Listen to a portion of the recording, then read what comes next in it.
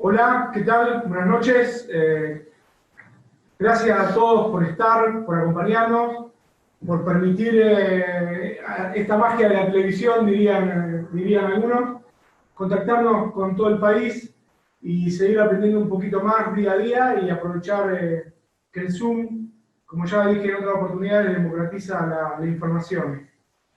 Contamos con 3 expertos de categoría internacional, no solamente nacional, y no es por exagerar. Tenemos a la doctora Liliana Sanger, uroginecóloga que trabaja en el Hospital Pena y en Gedrep, que es el grupo especializado en disfunción y rehabilitación del piso pelviano, experta en todo el área uroginecológico. La doctora Laura Solet, amiga, gastroenteróloga y motilista, vicepresidenta de la Sociedad Latinoamericana de Motilidad Digestiva y futura presidenta, docente de la Escuela de Graduado de la Sociedad Argentina de Gastroenterología y del curso anual de la Sociedad de Coloproctología, y el doctor Rubén Vilavalle, que está saliendo de una cirugía que tuvo de urgencia, por lo tanto es un médico cirujano, especialista en coloproctología, médico de planta del Centro Privado de Cirugía y Coloproctología, y miembro del comité editorial de la Revista Argentina de Coloproctología, y además trabaja, como les decía, en el CEMIC. Bueno, Pablo Pesentini, un amigo de nuestro grupo, donde la idea, cuando hablamos de grupo, es, como decía la semana pasada el doctor Remes Troche, en su charla que dio para justamente para el CEMIC, nos contaba de que esto es como un rompecabezas donde cada uno va aportando su parte. Bueno, Pablo es uno de nuestros uroginecólogos expertos y amigo también. Pablo, te doy la palabra. Bueno, gracias Gabriel, gracias al Grupo Gama por permitirnos este espacio, a Estela Andretich y al Departamento de Docencia e Investigación por facilitar la reunión, y sobre todo gracias a Iliana, a Laura y a Rubén por sacar tiempo a sus familias y a sus actividades para poder compartir este momento y poder aprender realmente, como decía Gabriel, son 3 expertas en el tema. Iliana, además de ser amiga y mi directora de Fellow en el Hospital Pena y Gedrep, bueno, nada, es casi, o más que, no voy a decir mamá porque no nos da la edad, pero sí una hermana mayor, es mi hermana mayor. La verdad que, nada, una persona que respeto mucho, que aprecio muchísimo, y además considero que es una persona muy, muy estudiosa y realmente es nuestra biblioteca siempre. Así que, bueno, muchas gracias a los 3 por permitir y poder estar acá. Así que, bueno, sin más, le doy de nuevo la palabra a Gabriel, que es el que va a coordinar el webinar. Adelante, Liliana, dale. Te escuchamos y ¿Querés que empezamos con la charla de Iliana? Perfecto. Bueno, nada, ante todo agradecerles la invitación al Grupo Gama, a Pipi, que cariñosamente así lo hemos llamado durante todo el tiempo que compartimos acá en Buenos Aires. Y bueno, nada, les voy a dar una visión sencilla. La idea para mí es bajar conceptos claros y concisos que no se nos tienen que escapar desde lo que es la uroginecología y cómo miramos nosotros las disfunciones defecatorias.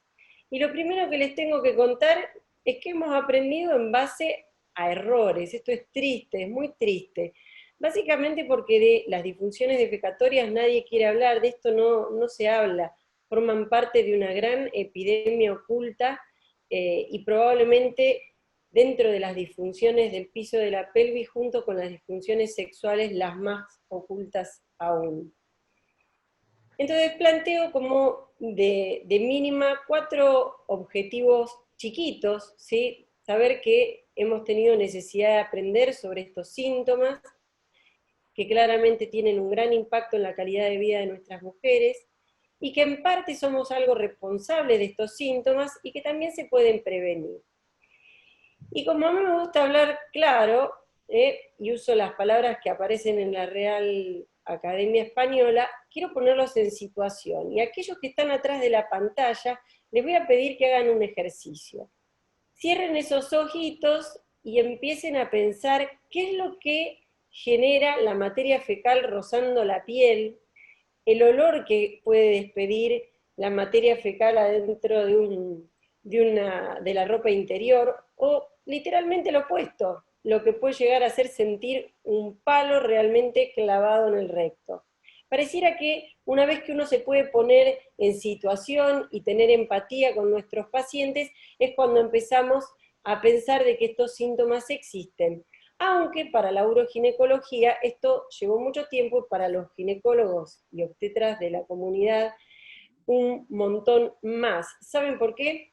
Porque el EICOG en las prácticas guías, en las prácticas de guías clínicas, en el 2007 está bastante desactualizado, por allá cuando hablaba del prolapso, se tomaba al menos para hablar de los síntomas funcionales del compartimento posterior. Nada más y nada menos que asistir la defecación con los deditos, pero de ahí para adelante, nada en absoluto. 10 años después, no van a pensar que se extendieron mucho. Unos 5 renglones para hablar de que hay que prestarle atención a los síntomas defecatorios que vienen con los prolapsos de la pared posterior, pero bueno, esto es lo que nos llega a los ginecólogos y a los obstetras de la comunidad un poco menos que nada. Así que esa es la cara de asombro cuando alguien nos habla de disfunciones defecatorias, pero bueno, por lo menos nos ponen en alerta de que esto existe y que en términos generales la incidencia para incontinencia de materia fecal alcanza el 16% de la población. Hasta un 26% de estas pacientes han tenido partos vaginales y hasta el 50% de los pacientes institucionalizados. Para constipación, alrededor del 24% de los pacientes, para algunas publicaciones mucho más. Por supuesto que las mujeres parecen ser más afectadas que los hombres, pero miren qué notable.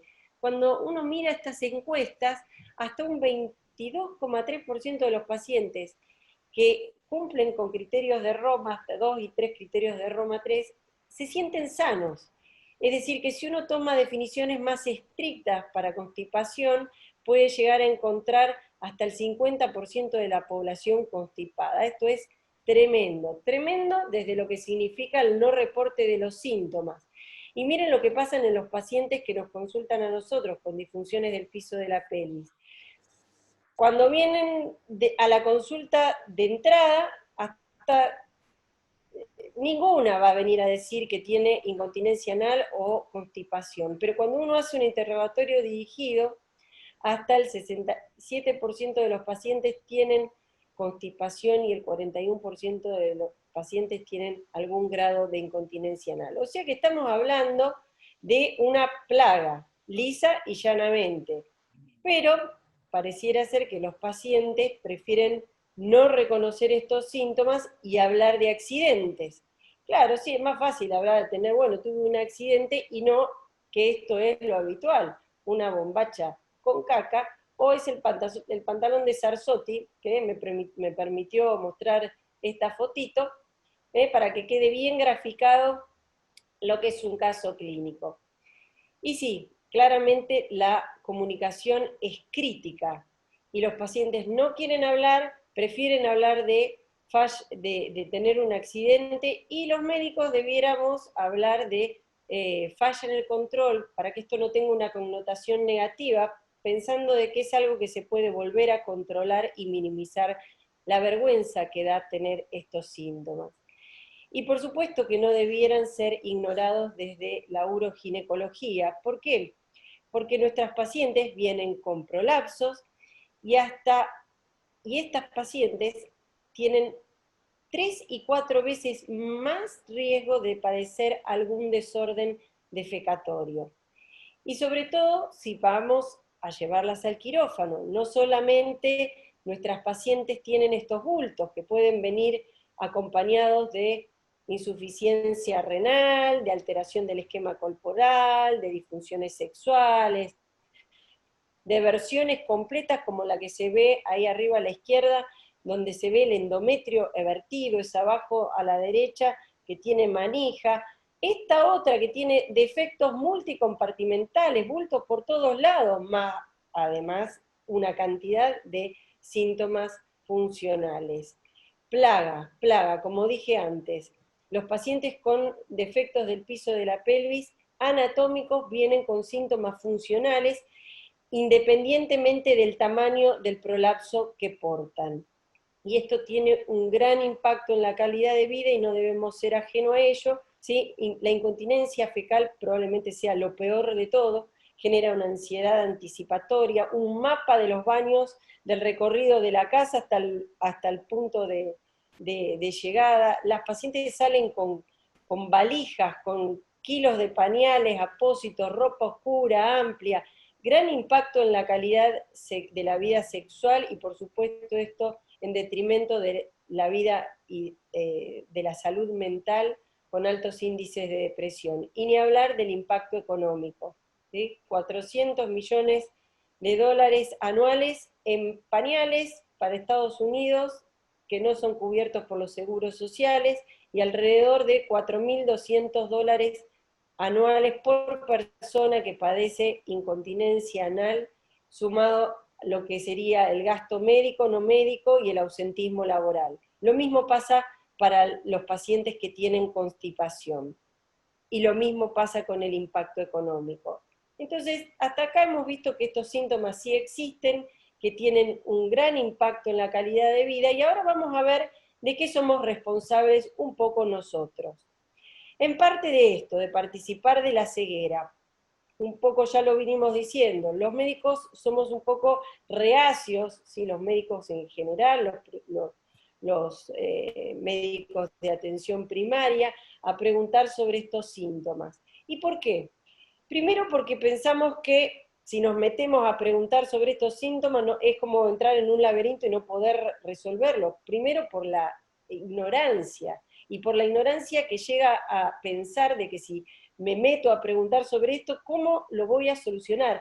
La ignorancia llega a tal punto que somos incapaces de tener un lugar de derivación, porque la verdad que lo que yo no sé, al menos éticamente lo que tengo que hacer es derivarlo. El 54% de los médicos que preguntan acerca del síntoma, de esos, el 40% piensan que los tratamientos de primera línea, que son los tratamientos de manejo conservador, no sirven. Y esto es tremendo. Y por otro lado, también somos responsables de no ver cosas que son tremendas, ¿sí? Que la Organización Mundial de la Salud nos viene advirtiendo, la injuria del periné en el momento del parto. Alrededor del 6% sería, para la Organización Mundial de la Salud, lo reportado de injuria del esfínter anal. Y se piensa que esto está subregistrado al menos en un 30%.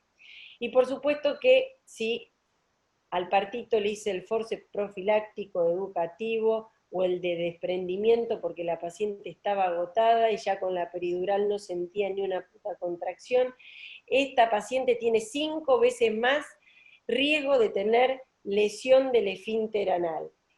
Y acá también hay subregistro. Los pacientes que tienen injuria del esfínter anal se piensa que se asocian hasta un 41% con incompetencia, con incontinencia de materia fecal. También somos responsables de tener un pensamiento mágico, ¿sí? De esto de a mí no me va a pasar. Ahí estamos nosotros, con el gran bulto de la pared posterior, ¿sí? Responsables somos de no saber un concepto de plomería básica. El rectocele o el prolapso de la pared posterior es el mejor amigo del esfínter incompetente. ¿Por qué? Porque nos genera una cámara de baja presión donde la materia fecal se atasca, gracias a Dios, porque si después nosotros nos mandamos como animales sin haber rehabilitado ese esfínter previamente, ¿qué es lo que hacemos? Esa cámara de baja presión se convierte en una cámara de alta presión, y al pacientito que se le escapaba un gas, se le escapa la materia fecal entera. Y no quiero ser más grosera. Por eso, así como usamos test de pesarios predictivos para desenmascarar incontinencia de orina en la pared anterior, podemos usar test de simulación con pesarios de la pared posterior. No cualquier pesario, pesarios acordes para la pared posterior. Miren estas imágenes, ¿sí? Que son solo a modo ilustrativo, no es que tenemos que mandar a un paciente a hacer una ecografía dinámica para simular a un paciente. Pero de este lado, ¿sí? Tenemos un paciente que tiene un rectocele, está el contraste ahí, y que cuando hace maniobras de estrés, ¿sí? Queda atascado en el bulto de la pared posterior. Acá le pusimos un pesario del otro lado, le ponemos un pesario. Este es el EFI, este es el canal anal, ¿sí? Miren el contraste, tose, tose, tose, tose, tose, y en algún momento, ahí sale el contraste. Así que esto nos puede servir como un test predictivo, ¿sí? Para saber que lo primero que tenemos que hacer, lejos de meter al quirófano a un paciente con un rectocele incompetencia anal, es rehabilitarlo 1500 años. También somos responsables de no leer la página número 1 del manual del alumno uroginecológico, ¿sí? Y saber que muchos síntomas como la constipación promueven y desarrollan a los prolapsos de órganos pelvianos. Y si esto no se corrige, y también la metemos en el quirófano, y aplicamos hermosa la sutura, pero la paciente no abre el canal anal porque tiene anismo, las suturas vuelan por el aire y el paciente vuelve a tener su bulto. Así que, ojito, ojito cuando el paciente viene con constipación y un bulto de la pared posterior, porque el rectocele puede mejorar la sensación de atrapamiento de materia fecal una vez corregido, pero no necesariamente va a curar la constipación. La constipación, donde el origen puede estar dado por otras causas que están ahí bien regladas en un algoritmo que propone RAO, que ojalá todos los pacientes encajaran en alguna de esas flechitas, pero en general los pacientes vienen con un montón de todas estas cosas, inclusive vienen con el rectocele y todas estas cosas, defecación obstruida por disinergia, con descenso perineal, con intususcepción, y estos pacientes no se arreglan con el bisturí, ¿sí? Así que ojo cuando un uroginecólogo recibe un paciente con un gran defecto en la pared posterior y con síntomas de constipación, porque podemos entrar en un gran problema. No solamente que no le vamos a corregir el síntoma si la causa y la queja es la constipación, sino que aún podemos cometer errores de este tipo. No solamente que le vamos a no curar un síntoma, sino que le vamos a hacer aparecer otro bulto, ¿sí? Hasta el 33% de los pacientes con defecto de la pared posterior tienen un prolapso rectal oculto, y esto es inadmisible. Así que pay attention, estos son síntomas que los tenemos que pensar, estudiar y abordarlos desde el punto de vista multidisciplinario, y no mandarnos como animales a operarlos porque probablemente hagamos más daño. Y lo otro que tenemos que saber es que muchos de estos síntomas, así como nosotros somos responsables de generarlos, podemos prevenirlos, ¿sí? Para incontinencia anal tenemos un montón de cosas que se pueden hacer durante el embarazo, ¿sí? Y aunque estos ejercicios de masaje perineal antenatal han sido muy cuestionados porque están avalados por trabajos de calidad bastante pobre, ¿sí? A partir de las 35 semanas de gestación sabemos que masajes perineales con algún tipo de lubricante pueden ser favorecedores y disminuye la incidencia de trauma perineal, especialmente de las episiotomías, ¿sí? Y los pacientes a 3 meses postparto también tienen menos dolor. O sea que esta es una práctica de mínima intervención, cero costo, autoadministrada, que puede ser muy útil para disminuir la incidencia de lesiones perineales. Por otro lado, la bibliografía es abundante, yo le pongo solo la mención del Cochrane, que los ejercicios del piso de la pelvis, la rehabilitación muscular antenatal, sirve no solamente para prevenir la incontinencia de orina, sino como para prevenir la incontinencia fecal. ¿Saben cuántas pacientes me derivan a mí para rehabilitar de manera preventiva? Cero. Cero pacientes. Se deben pensar que les quiero chorear el paciente para hacerle el parto y yo no toco las embarazadas ni con un puntero láser. Esto es tremendo. Esto es desinformación médica o tal vez un poco de egoísmo también. En el parto hay un montón de cosas que se pueden hacer para evitar la lesión del esfínter. Hay un montón de cosas que hay que hacer. Y sobre todo, desaprender lo que nos enseñaron en las residencias, esto de hacer partos tremendamente intervencionistas, sino más bien es acompañar a un acto que es completamente fisiológico.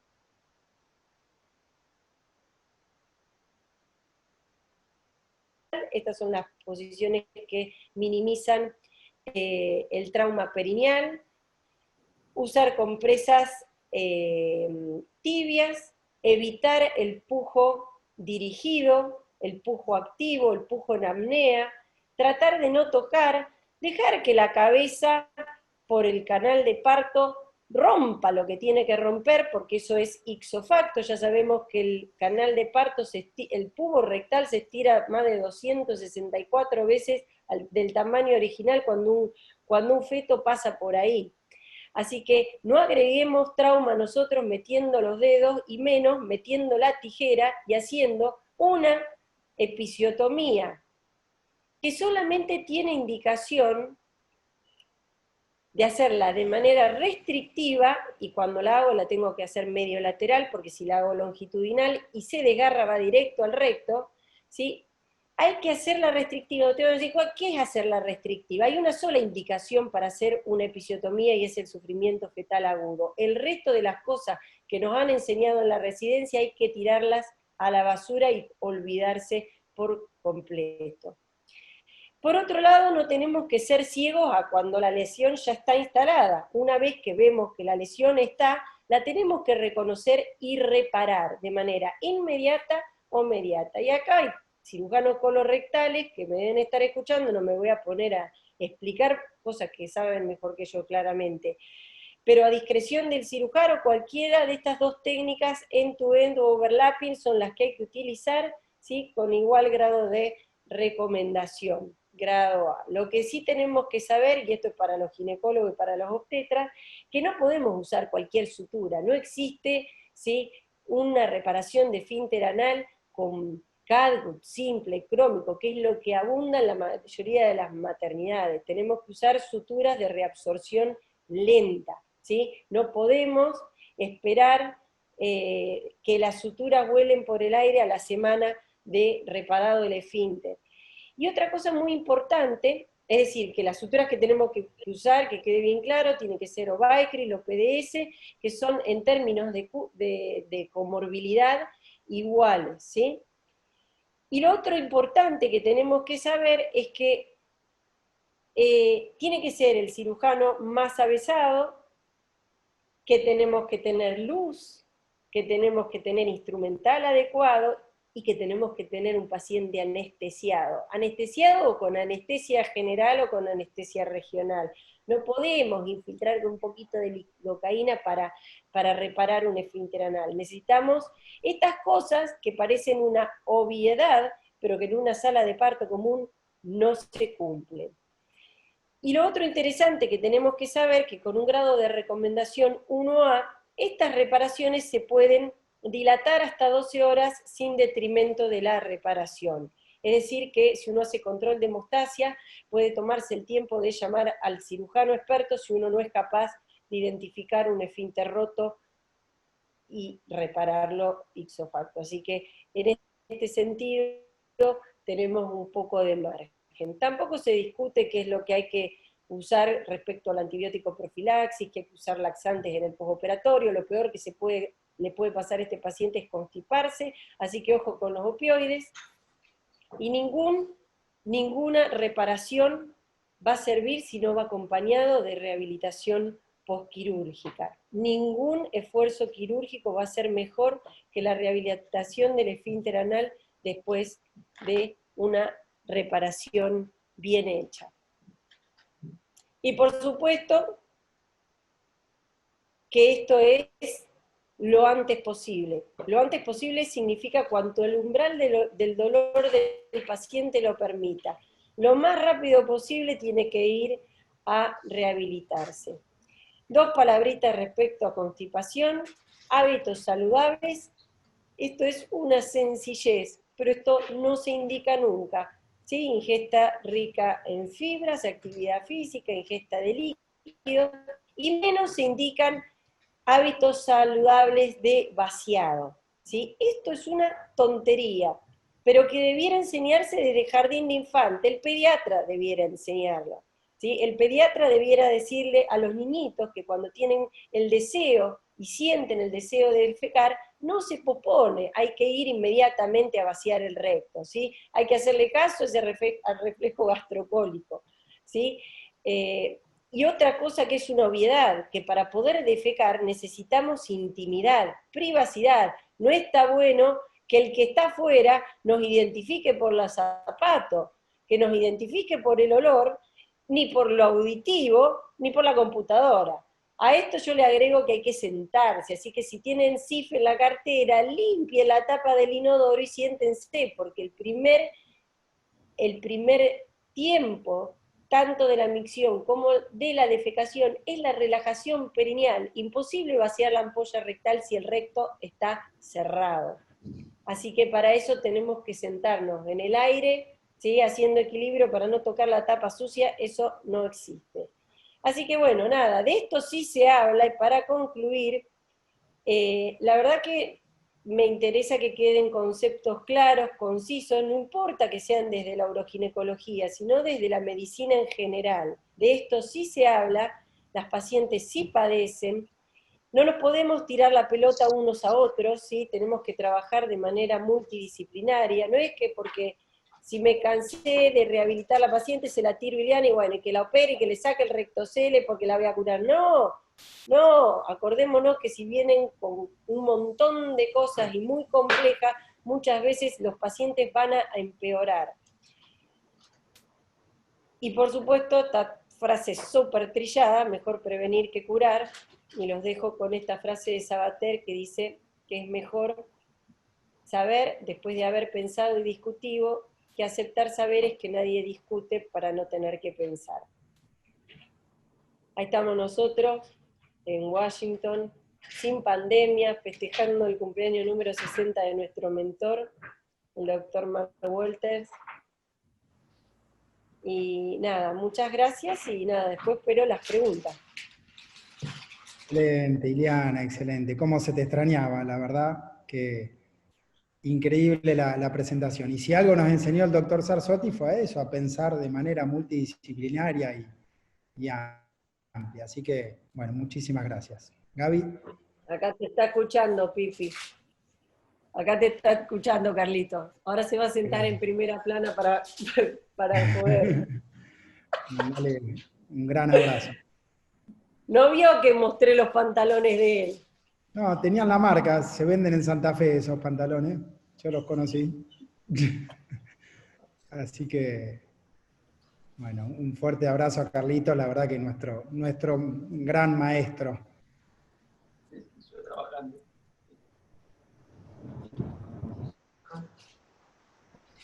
Pablo. Hola Oscar, ¿cómo estás? Ileana, felicitaciones por tu charla, realmente me encantó. Y bueno, rescato la parte preventiva de esta charla, donde hoy quería remarcar en las 3 charlas la posibilidad de implementar la idea de la medicina preventiva. Vos dijiste que 0 pacientes tenías en algunas circunstancias, Y eso, tanto como decimos a veces para los chicos como para nosotros los grandes, empecemos a utilizar en este ítem la medicina preventiva, que nos va a ayudar mucho para solucionar problemas posteriores. Remarquemos eso más que en cómo podemos solucionar algunas cosas. Bueno, ¿alguna pregunta para Iliana? Pablo, ¿vos pudiste contestar algo?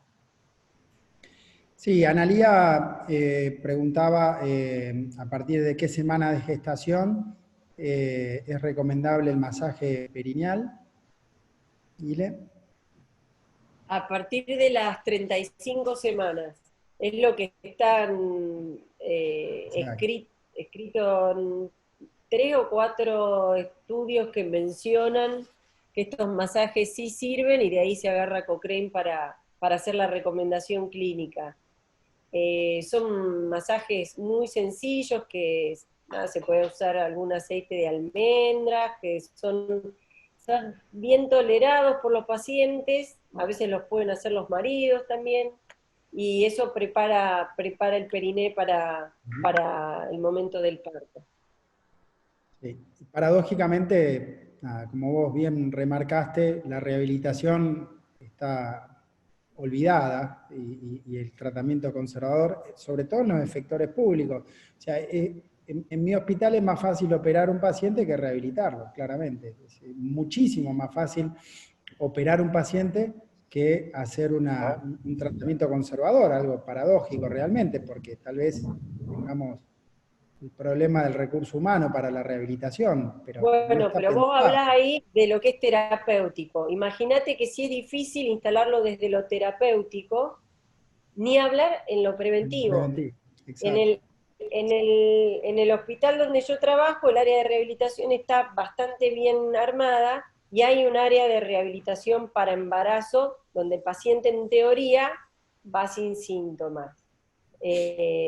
Bueno, también es muy difícil convencer que los pacientes lleguen a ese consultorio con un objetivo de prevención. Nos falta kilómetros de educación para que esto se pueda implementar. Es una cuestión de educación médica y desde nosotros a la comunidad. Diana, me gustaría que en tu charla hiciste un comentario buenísimo, pero fue medio rápido y me gustaría remarcarlo un poco para los chicos y un poco para los que están en la trinchera y los que tienen que hacer estos partos y se encuentran con una destrucción del esfínter. Entonces, ¿cuáles son los pasos a seguir cuando vos te encontrás directamente con esta dificultad? Vos tenés roto el esfínter y no podés identificar si está roto el esfínter interno, si está roto el esfínter externo, y tenés que resolver. Entonces, hay que resolver. Yo creo que vos nos cuentes cuáles son las decisiones a tomar en base a la experiencia que puedes tener, en base al reconocimiento que puedes tener, y todos sabemos que hay cosas que entendemos y hay cosas que no es necesario entender y que podemos por algunas horas diferir. Ahí va mi pregunta. Okay. Para los más expertos y para los menos expertos en este tema de destrucción esfinteriana. Digamos que para los menos expertos lo más importante es familiarizarse con la anatomía y tratar de entender en un periné explotado, ¿sí?, que la lesión del esfínter está, y que normalmente los cabos del esfínter se retraen y uno no los va a encontrar como en el dibujito ese que les mostré ahí hermoso, donde uno tracciona y golpea. Eso hay que ir a buscarlo, digamos. Y normalmente están bien retraídos en hora 4 y en hora 8. Y que generalmente uno se va a encontrar con una estructura totalmente desflecada, ¿sí? Desarmada. Nada, hay que, primero, ver, observar, limpiar el campo, controlar la hemostasia de la sangre que viene de arriba, o sea, es la explosión misma en el periné, el desgarro del esfínter. Pero una vez que tengo identificados los cabos, la verdad que bueno, que los magos que encuentran el esfínter anal interno, que vengan a mi hospital a suturarlo cuando se rompe, porque en el esfínter anal interno, no sé, en esos trotilazos, la verdad que yo personalmente nunca lo vi. Pero sí he suturado esfínteres y uso una técnica end-to-end cuando la lesión es incompleta, pero cuando la lesión es completa, la sección es completa, suelo hacer un overlapping. Para el que no tiene experiencia en hacer esto, lo que tiene que hacer es controlar la hemostasia y chiflar al médico que tiene más experiencia. Y por eso está esta recomendación de la posibilidad de retrasar, sin detrimento de la reparación, hasta 12 horas la reparación del esfínter, ¿sí? Así que si tenemos un gran trotilazo, control de hemostasia, levanto el tubo y llamo. Bien. Y puedo esperar. Después se sueltan los y se vuelven.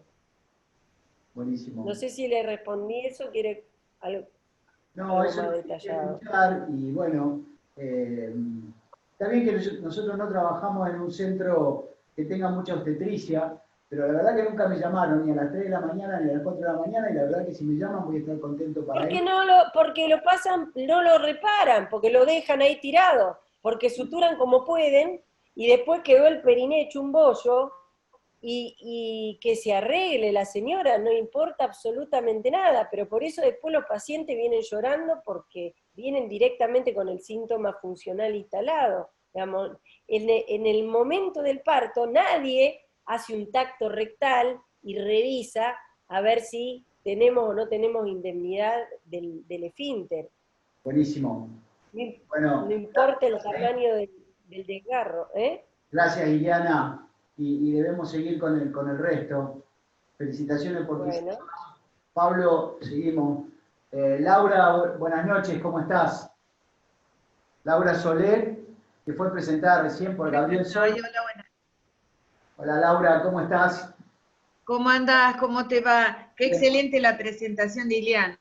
Excelente. Sí. Bueno, aprovecho para contarles que fue el cumpleaños hace 48 horas de Laura, así que no podamos cantar feliz cumpleaños, pero te mando ahora en vivo un beso grande y bueno, en medio de la pandemia habrá sabido cómo poder solucionar con Zoom tu festejo. Y bueno, Laura, nada, Rubén también está en línea, así que en un rato ya estamos con Rubén también. Y charlábamos el otro día que dentro del gran número de ítems y capítulos que hay para tratar en este desorden del piso pelviano, Laura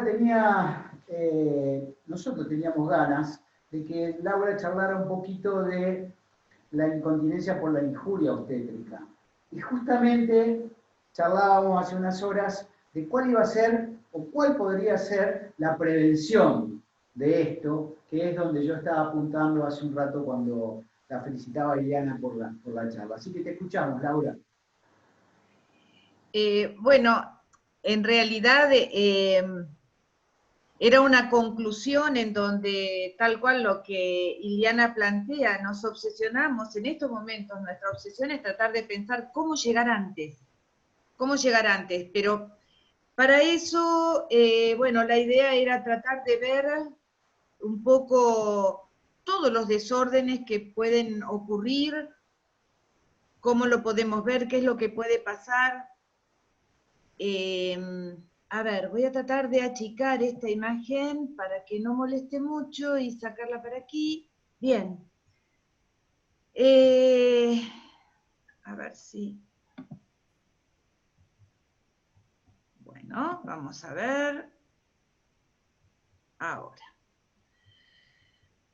Bueno, los desórdenes evacuatorios en general, vamos a ver que implican un rango de condiciones que tienen múltiples síntomas, sin que ello nos muestre una sola causa fisiopatológica precisa.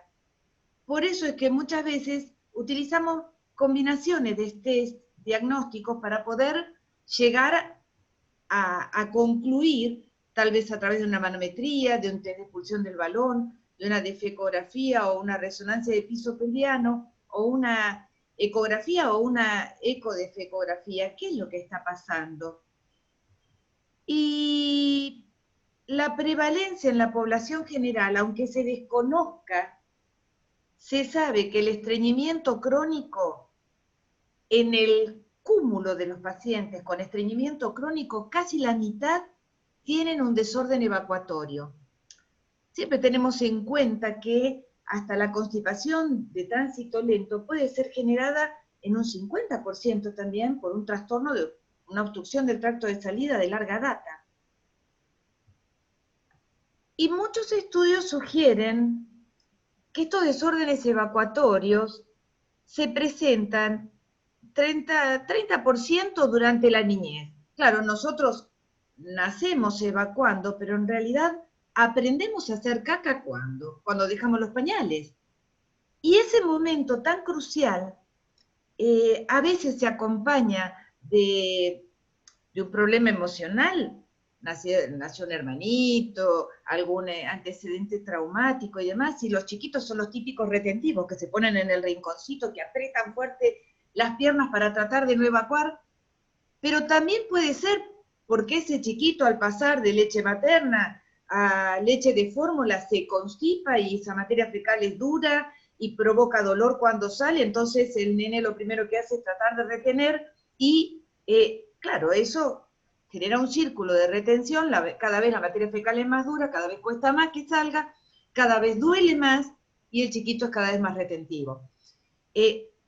Esto también puede pasar en un 29%, según algunos trabajos, luego de un evento traumático, una cirugía, hemorroidectomía, cirugías abdominales o pelvianas.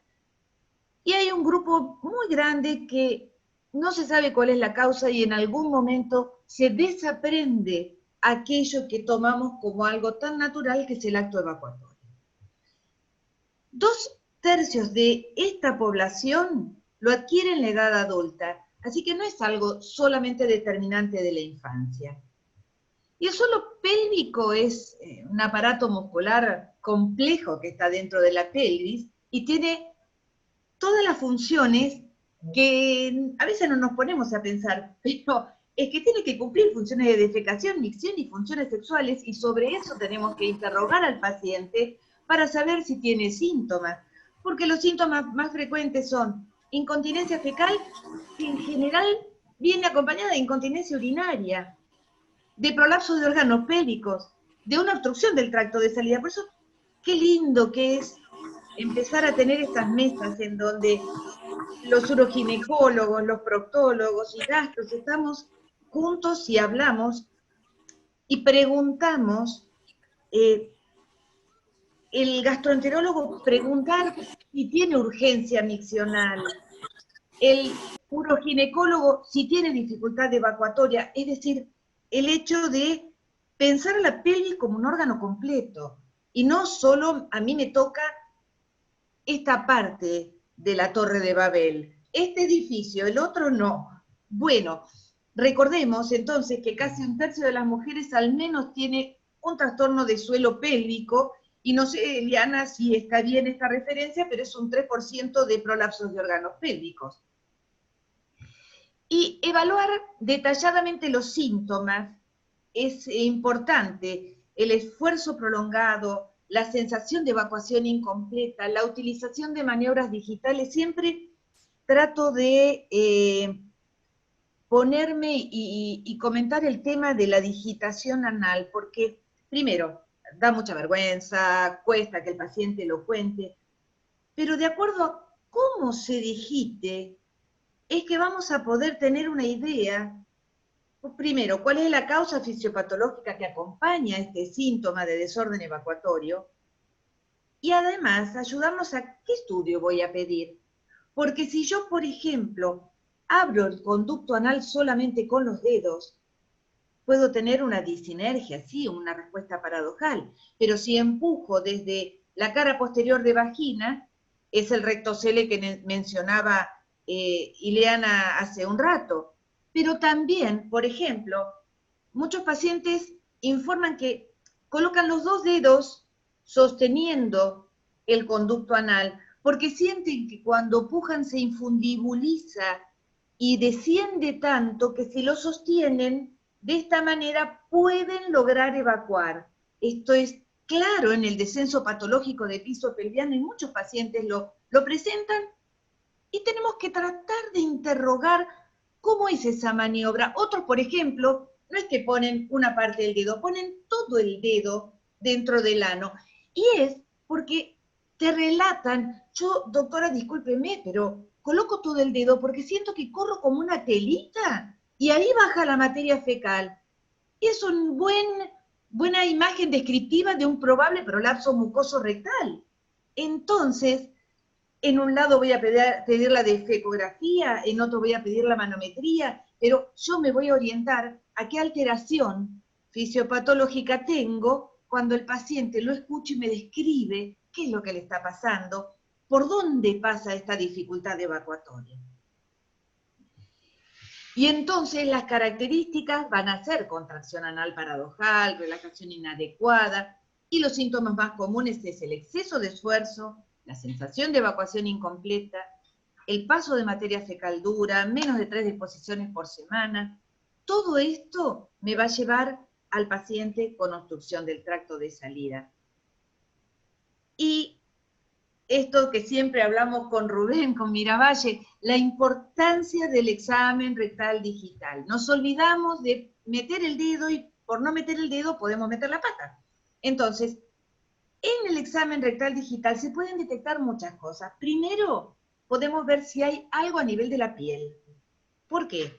¿Cuántos pacientes? Y a veces tenemos pacientes que, claro, que son añosos, y tienen lastimaduras y lesiones, y podemos pensar que tiene una hiposensorialidad y el paciente es diabético y tal vez se quema cuando se lava en el bidet. Bueno, ya tenemos un montón de cosas que podemos pensar solamente de examinar la región anal, si tiene alteraciones, un cáncer de células escamosas, condiloma acuminado, etc. Y además, pedir permiso cuando hacemos un tacto rectal, porque es un acto invasivo y los pacientes tratan de evitarlo y es lógico.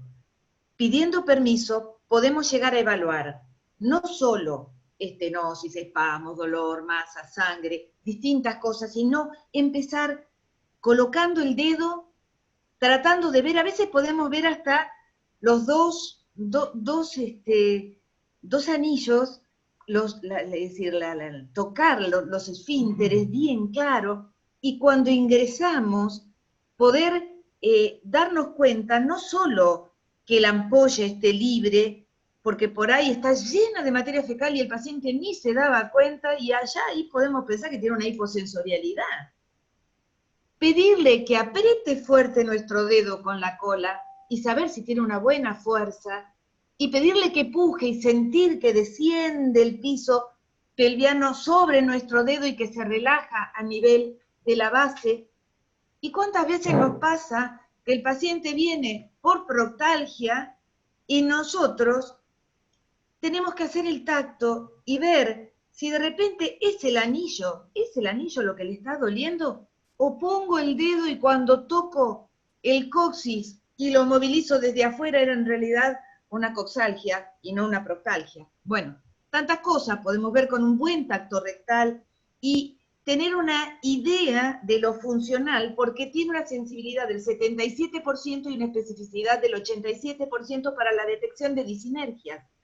Entonces, de acá, no es que no vamos a hacer una manometría, al contrario, estos pacientes me van a decir que cuando tienen algo que me orienta, directo van a manometría y tienen una justificación más clara.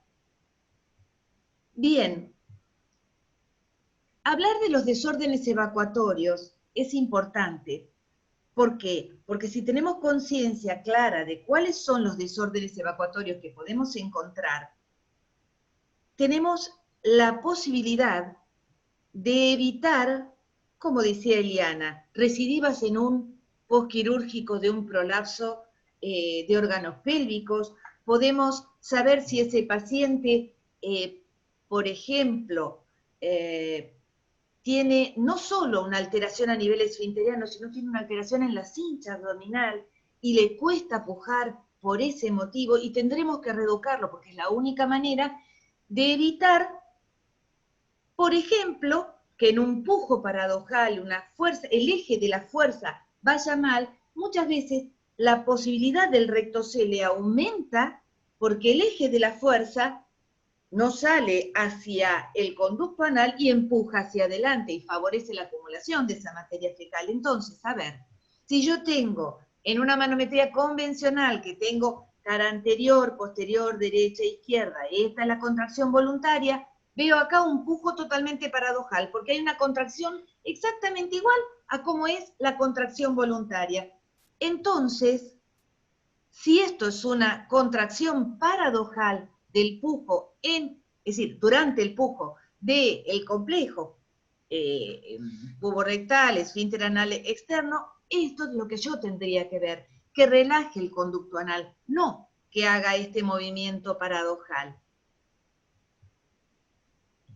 Ahora tenemos nuevos recursos porque la manometría de alta resolución nos permite evaluar algo que con la manometría convencional no podíamos hacer, que era la cincha abdominal. Porque, a ver, lo básico en la evacuación es pensar dos cosas. Una, yo no es que abro el conducto anal, sino que lo relajo. Los músculos a nivel del conducto anal no son como los auriculares de la boca que yo puedo abrir y cerrar la boca. No, tienen o contracción voluntaria o relajación. No tengo una apertura voluntaria. Entonces, ¿cómo sale la materia fecal? Por una inversión del gradiente de presión. Y para eso tengo que tener una buena cincha abdominal, que aumente la presión en el recto para que, a través de la relajación permisiva del piso pelviano y del conducto anal, salga la materia fecal de un lugar hacia el otro. Entonces, en estas manometrías de alta resolución, puedo ver el aumento de la presión en el recto y la relajación a nivel del conducto anal. Y así puedo diferenciar disinergias tipo 1, tipo 2, tipo 3 y tipo 4, cuando puedo ver una buena cincha abdominal en la tipo 1 y en la tipo 3, una mala cincha abdominal en la tipo 2 y en la tipo 4. Lo vemos siempre en la parte superior del trazado. Y para hacer la cosa un poquito más sencilla, Satish Rao presenta esto de los desórdenes, más que nada el grupo Roma, presenta estos desórdenes defecatorios agrupados en fenotipos, como simplificando aquello que Rao publicó con las cuatro desórdenes defecatorios. Y acá serían, si veo la presión a nivel del recto y veo el comportamiento a nivel del pujo. La primera parte voy a ver si tengo una buena cincha abdominal, muy buena cincha abdominal. Si tengo una mala cincha abdominal, acá también no es muy buena. ¿Y qué me pasa a nivel del conducto anal? Por ejemplo, si yo tengo buena cincha abdominal, pero cierro el conducto anal, tengo una disinergia, lo que era la disinergia tipo 1. Acá tengo una mala cincha abdominal y aunque abra el conducto anal, no va a bajar. ¿Por qué? Porque no se cumple lo de la inversión del gradiente de presión. ¿Se dan cuenta? Bien, y acá tengo un híbrido. Y estos desórdenes pueden ser útiles para aumentar nuestra comprensión sobre la patogénesis de los desórdenes evacuatorios y a futuro confirmar estos fenotipos integrándolos con tiempo de tránsito colónico y si puedo evaluar si pueden ser predictivos de respuesta con el biofeedback. Y de acuerdo a Roma, tenemos que los desórdenes evacuatorios funcionales deben reunir criterios para constipación y durante repetidos intentos de evacuar debe tener características de evacuación alterada en al menos 2 de 3 de los siguientes test, que van a ser el test de expulsión del balón, la manometría anorrectal convencional o de estados, o ¿cómo se llama?, de alta resolución, y alteración de evacuación por imágenes, que puede ser de ecografía, resonancia o ecografía. Siempre con un perfil de cronicidad que lo dan el cumplir los 3 últimos meses con el comienzo, los 6 meses antes del diagnóstico, y vamos a dividirlos en una inadecuada propulsión defecatoria, es decir, tengo una mala cincha, o una defecación disinérgica, no abro el conducto anal. Bien. A todo esto, no nos debemos olvidar de los desórdenes morfológicos.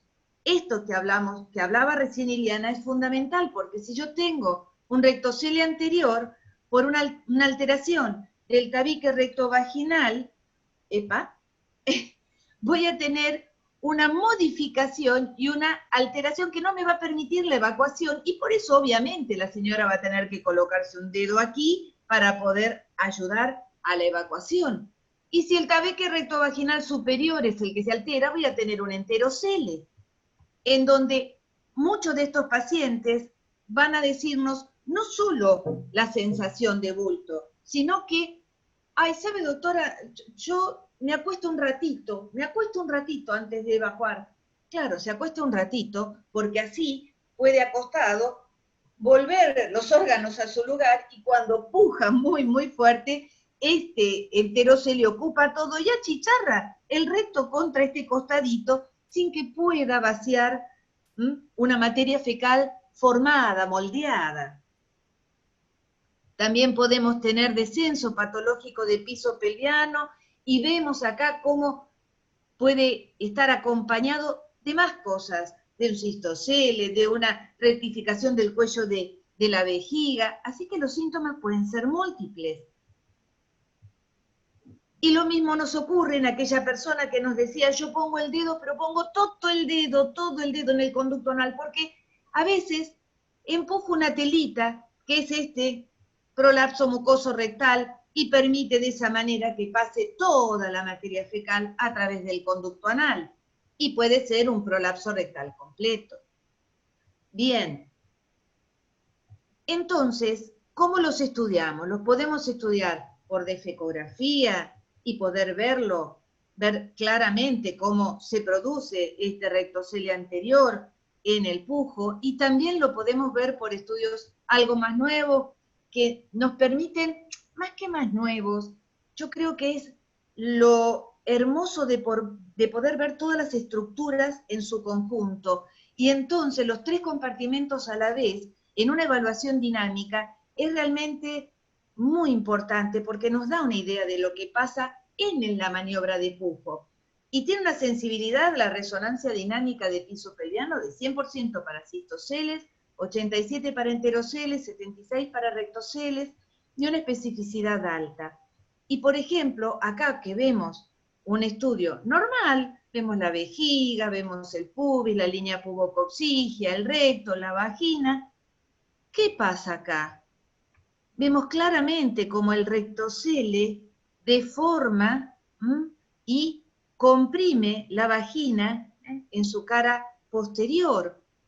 Y también podemos ver en estos pacientes cómo el enterocele me achicharró totalmente el conducto anal, y esa pobre línea pubocoxigia está... ¿Dónde estoy? Por acá. Perdí totalmente los reparos anatómicos y todo está descendido. Pobre, esta mujer realmente, la sensación de bulto es impresionante. Y entonces, tenemos que preguntarnos como gastroenterólogos y como médicos en general, que hay factores de riesgo, y ahí tenemos que apuntar. Para la incontinencia fecal, el trauma obstétrico en una paciente que encima tenía una obstrucción del tracto de salida es bastante importante para pensar que una paciente que vive haciendo gran esfuerzo evacuatorio, que desciende patológicamente el piso de la pelvis, que estira del nervio pudendo y con los años va haciendo neuropatía por estiramiento, que tuvo 5 pibes, de los cuales uno pesó 5 kilos, tuvo en uno de ellos un parto de cara o usaron forceps, en la menopausia, ¿cómo no voy a esperar que tenga síntomas de incontinencia fecal? Por eso tengo que pensarlo antes, y tendríamos que generar posibilidades de terapéutica preventiva. Entonces, en los hombres muchas veces es iatrogénico, puede ser secundario a retitis actínica, no lo pensamos si esto es importante en incontinencia fecal. Entonces, estrategias de prevención.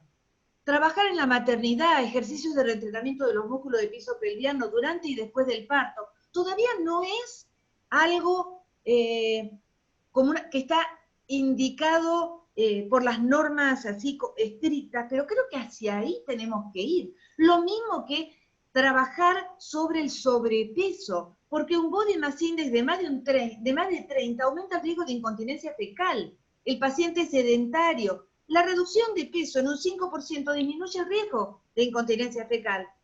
Lo pensamos en pacientes con reflujo y la pelvis la dejamos de lado.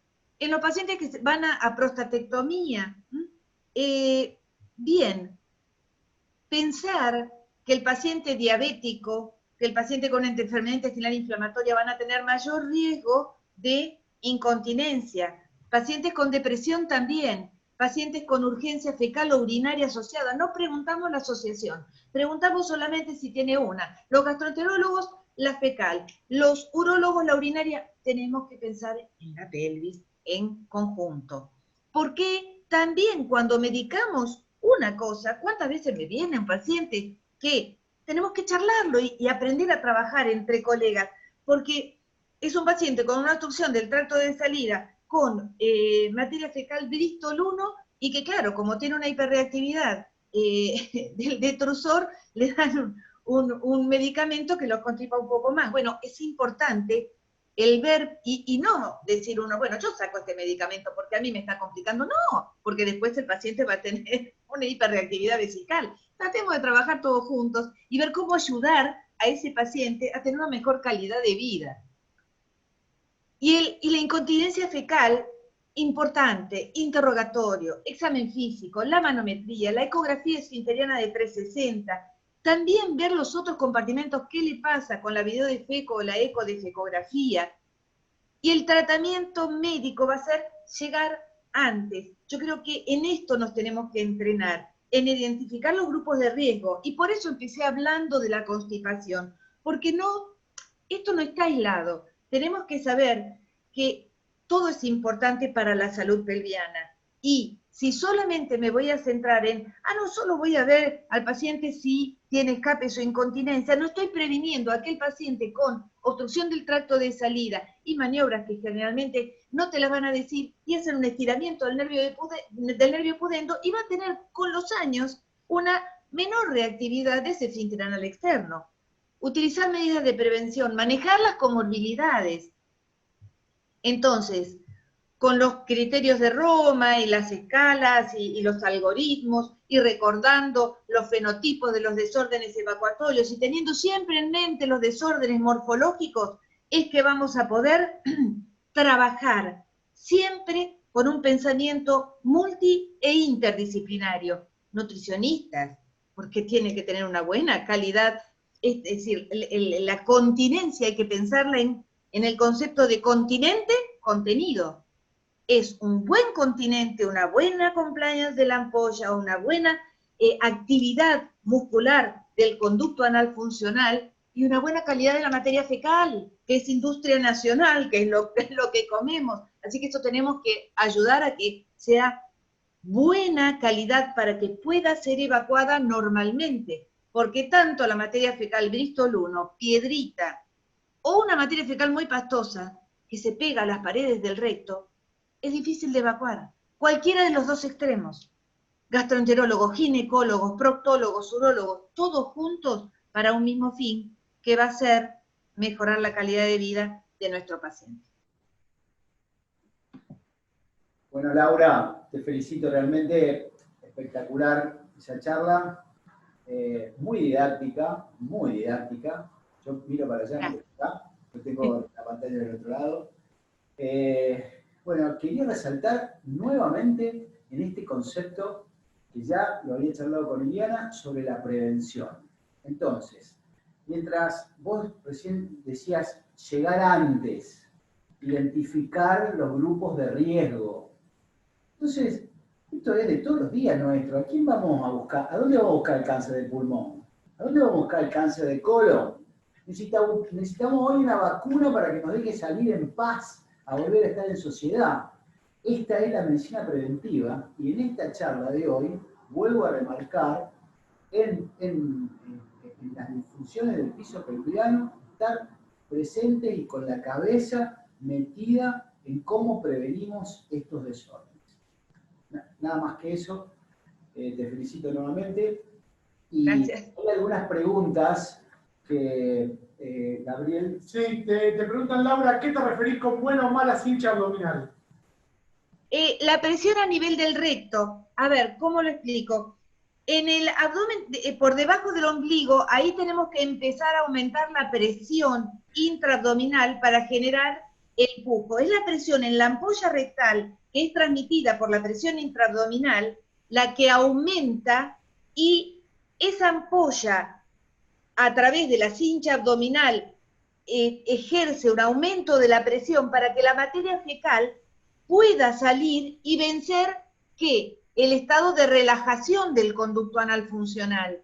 Porque yo tengo el conducto en un estado de semicontracción permanente, porque sabemos que el esfínter anal interno tiene un estado de semicontracción permanente que tenemos que vencer cuando generamos el pujo, ¿tá? Y tiene que relajarse, permitir ese pasaje. Entonces tengo que tener una buena cincha abdominales, buenas presiones a nivel del recto para generar la inversión del gradiente de presión. Mayor presión en recto, menor presión en conducto anal. Y así pasa la materia fecal. Bueno, gracias Laura. Rubén, ¿estás por ahí? Acá estoy. Rubén. Perdón que tuve que hacer malabares para... Tenía poca conexión ahí de Wi-Fi en quirófano, así que me tuve que venir. Estoy invadiendo una sala de médicos para tener una computadora con buen acceso. Bueno, gracias por la amabilidad de estar a esta hora, después de estar trabajando y operando toda la tarde. Un placer, todo bien. Gabriel, vos no estabas, pero Gabriel ya te presentó, así que todos ya saben quién sos y cuánto valés. Bueno.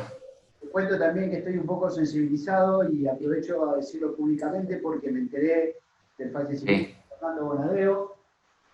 Y la verdad que así que desde acá les mando un abrazo fuerte a la gente del Hospital Italiano de Buenos Aires, porque sé que para ellos fue un mentor, un maestro y un amigo. Y la verdad que las veces que nos hemos encontrado en cursos o en congresos, me ha parecido una persona extraordinaria. Así que estoy un poquito sensibilizado por eso, porque me enteré hace un ratito antes de venir para acá. Bueno, dicho esto, también te quiero felicitar por la jornada y la semana del piso pelviano de la semana pasada. La verdad que los que tengan oportunidad de poder rever eso, si lo permite la gente que habló, como hablamos el otro día, Rubén, la verdad que me parece de mucha valía. Fueron conferencias magistrales de gente top 10 en el mundo en este tema. Así que la verdad que felicitaciones. Yo había tenido la oportunidad de estar en forma presencial en otras de otros años, pero esta realmente no sé si es porque fue la última, pero fue excelente. Así que tanto a Miguel Lumi como a vos los felicito muchísimo. Gracias, estamos muy contentos. Ahora tenemos un problema, como decíamos, que ahora dejamos la hora muy alta, ¿viste? Así que ahora hay que ver cómo mantenerlo. Quieren que la vara esté alta y ustedes la van a saber mantener, no tengo ninguna duda. Sí, estuvo bueno, sinceramente estuvo bueno. Bueno, y en base a esa semana pasada y a todo lo que pudimos ver en esa semana, es que se me ocurrió, y esto también lo digo así al aire, de pedirte a última hora un cambio en un poco en lo que íbamos a charlar. Y hay un tema que yo sé que hay mucha gente que no hace cirugía o no hace cirugía colorectal en este grupo, pero se los cuento porque es muy importante. Perdón, Oscar, perdón. ¿Podés hablarle más cerquita al micrófono, que se escucha un poquito bajo? Es que no sé ni dónde está el micrófono acá. ¿A dónde? Porque... A ver, bueno. Entonces, no, lo Perdón. que les quería contar. ¿Me escuchan ahí? Perfecto. ¿Me escuchás? Te va mejor, ¿sí? Bueno, no, lo que les contaba a los que no hacen cirugía colorectal es que en la necesidad y en las ansias de los cirujanos colorectales de tratar de curar a los enfermos con cáncer de recto medio o cáncer de recto inferior. Estamos en los últimos 10 años haciendo cirugía oncológica, estoy hablando en el mundo de los cirujanos colorectales. Estamos tratando de hacer cirugía oncológica con resultados, digo, oncológicos realmente aceptables, realmente buenos, yo creo que y en muchos centros muy buenos. Pero estamos dejando una problemática que es en estas ansias de no dejar una colostomía y de que el paciente oncológicamente tenga buenos resultados, es que dejamos un muñón rectal muy chiquitito. Y entonces aparece una nueva problemática que es llamada LARS, o sea, síndrome de resección anterior baja, por una severa problemática al paciente, que está dado fundamentalmente por la calidad de vida que le dejamos a ese paciente. Entonces, le pedí a Rubén que, bueno, que se ocupara de contarnos un poco qué es este síndrome y cómo lo podemos, diría también, prevenir. A ver, Rubén. Bueno, gracias por las felicitaciones y gracias por la invitación, Oscar, y a todos los organizadores del Grupo Gama. Veo muchas caras que vi hace poquito. Laura, llegué a mitad de la charla de Iliana. Hola Laura, hola a todos los que están del otro lado. Bueno, igualmente el tema me pareció súper interesante y como dijo Oscar, sí, la verdad que cuando hablamos ayer dije, no sé si voy a llegar a tiempo a organizar, pero lo que hice fue más que nada, disculpen que no es...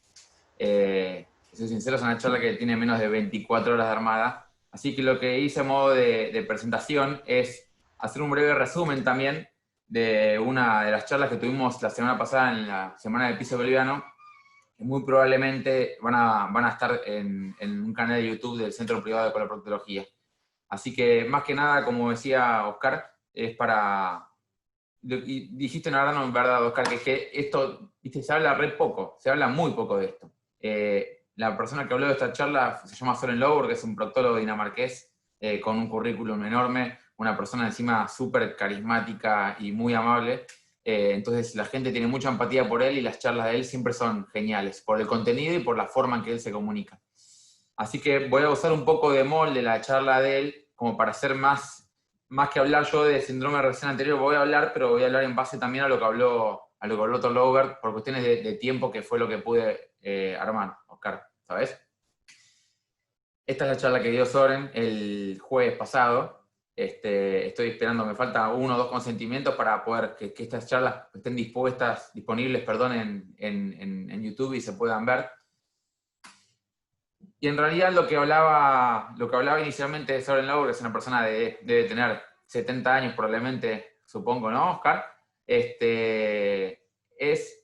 un par de cosas que eran muy interesantes, que es cómo fue cambiando la evolución del tratamiento del cáncer de recto. Antes, en los 80, el cáncer de recto era una condena, en cierta forma, porque tenía, antes de los 80, una recaída. El paciente que se operaba un tumor de recto, a los 5 años tenía una esperanza de vida del 50% de los pacientes. Después lo que se fue viendo en los 90 y en los 2000 y en adelante, y en el camino que estamos yendo, es que cada vez los pacientes tienen mejor pronóstico, obviamente que hay salvedades, pero porque hay tendencia más a hacer neoadyuvancia, a hacer quimio, a hacer rayos, a extender el periodo de espera, a agregar quimioterapia preoperatoria, y hay pacientes que llegan a lo que se conoce como una respuesta clínica completa, y son pacientes que no tienen directamente que llegar a una cirugía, y entran en distintos tipos de protocolos que se llaman watch and wait, por ejemplo, que es mirar y controlar de cerca al paciente, pero si radió, hizo quimio y quizás tuvo una buena respuesta. El tema es que, ¿qué pasa con el paciente después de que trata su cáncer de recto? Una de las cosas que justo me quedó grabado lo que hablamos ayer a la tarde de noche, Oscar, cuando hablábamos, la semana pasada estuvimos una semana entera hablando de incontinencia, fundamentalmente, pero la tercera causa ahí en frecuencia es idiopática y también se incluye lo que es el LARS, el síndrome de resección anterior. Entonces, la verdad es que es algo que al principio, y más, yo me considero cirujano joven, al principio a uno lo que primero le importa cuando opera este tipo de pacientes, vengo de operar esto, una colectomía total por un síndrome de Lynch, pero lo que voy es que cuando uno opera a estos pacientes, inicialmente lo que más le importa es que tenga un buen postoperatorio y que tenga un buen resultado oncológico. Y uno nunca tiene en cuenta la parte que es la calidad de vida de ese paciente. Cómo queda ese paciente, porque está genial, te curaste o resolviste, estás mejor, tuviste un tumor de recto y tenés una buena vida posterior en el sentido de la cantidad, pero quizás no de la calidad, que es un factor que se habló mucho toda la semana pasada, que es la calidad de vida, y es muy importante. Entonces, esto más que nada como para mostrarles que ahí tiene una fotito de, esto es una captura de pantalla de Zoom de la semana pasada, en el que está Soren de vacaciones, y lo que él hablaba es que al principio era muy simple, ¿sí? Cuando uno es un cirujano más joven y cómo es el tema del tratamiento. Con el pasar del tiempo van viendo que con la evolución los pacientes van teniendo determinados déficits funcionales que no se tienen en cuenta. Él se maneja una base de datos de 1.200 pacientes operados de cáncer de recto, o sea, es un número altísimo, cáncer de recto, no colorectal, con una mortalidad muy baja, menor al 1%, y actualmente el 84% de los pacientes tiene una sobrevida mayor a 5 años. Entonces, ¿qué significa esto? Que tenemos más o menos 1.000 pacientes que tienen 5 años de operados, un cáncer de recto, y que no se tiene en cuenta cómo es la calidad de vida. Como que uno ya hizo suficiente, estás curado, te operaste de un tumor, pero después como que se toma como implícito los trastornos funcionales que llegan a posterior, que es como, bueno, es el precio de haber tenido un tumor de recto y agradece que estás vivo. Entonces muchos lo asumimos como, bueno, es lo que toca, pero no debería ser así. Entonces, lo que hablaba Soren Lower en general es que el tema es la perspectiva a largo plazo de ese paciente. Porque está bien, me resolví, tengo un tumor de recto medio, hice no quimio de rayos, estoy resuelto, pero la vida sigue. Y la calidad de vida se transforma en el mayor problema. Acá, justo voy a mostrarles una cosita, espero que se vea bien. No sé si están viendo mi pantalla, perdónenme, pero estoy en la computadora de mi mujer, en el trabajo de ella. Acá tengo, ¿me escuchan ahí? Sí, perfecto, y te vemos perfecto. Bueno, perfecto. Esta es la charla que hablábamos, Oscar, ¿sí? Si te parece, la comparto hace un minuto, ¿está bien? Sí, por favor. Esta es una charla que él mostraba, y fíjense lo distinto que es la cosa. O sea, en un sillón, en su consultorio, pero en un sillón, al lado de la paciente, como si fuesen conocidos. Uno ve la foto y piensa que está con su pareja. ¿Sí? Dígame si está bien el audio y... No, estamos viendo el PowerPoint tuyo preparado como para arrancar. ¿Se escucha ahí? Estamos viendo el PowerPoint, no estamos viendo la charla. Ok, a ver, perdonen. A ver. Stop share. Share screen. Hay que compartir, ¿eh? Estoy en eso, sí, a ver. Perdónenme, tic, tic, tic, tic, tic.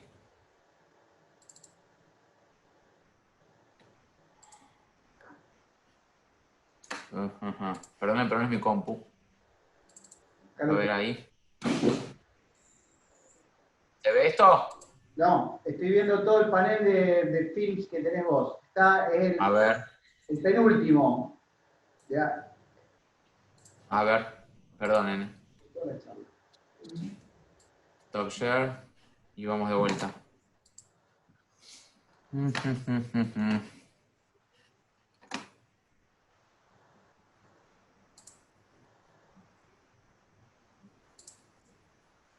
Perdonen, pero me vine a otra computadora porque no tenía wifi. De la mía lo hago en un minuto, a ver. Bueno, si no se ve, no se ve. Ahí lo tenés seleccionado. Tenés que darle ok al video, Lo tenés seleccionado al video. pero no arrancaste. A ver. Pero che.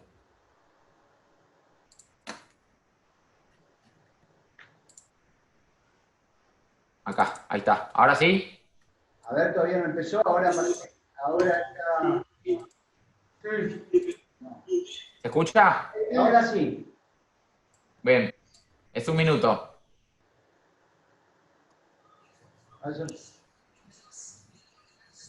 Poné más fuerte. ¿Se escucha, no? Pero igual se lee. Pero sí.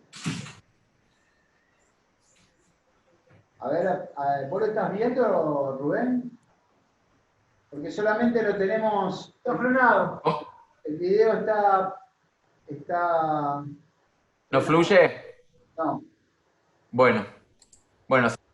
Pero no importa, tenemos... Ahí sí. ¿Se ve? Ahí sí.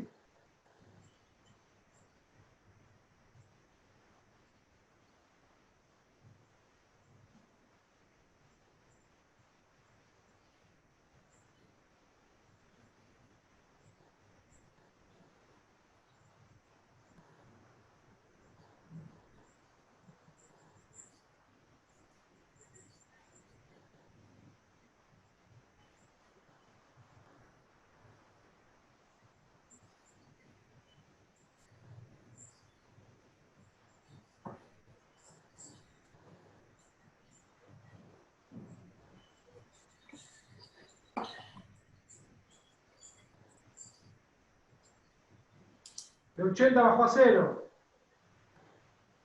Sí.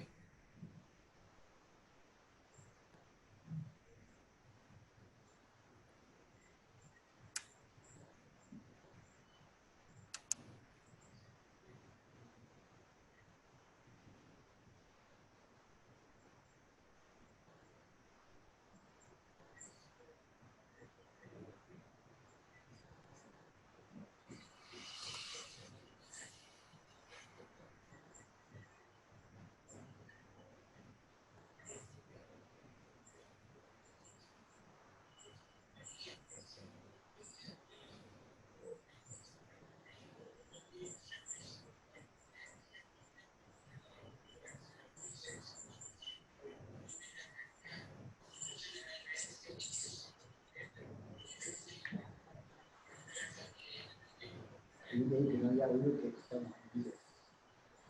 Pero déjame leer lo que dice. Déjame leer lo que dice.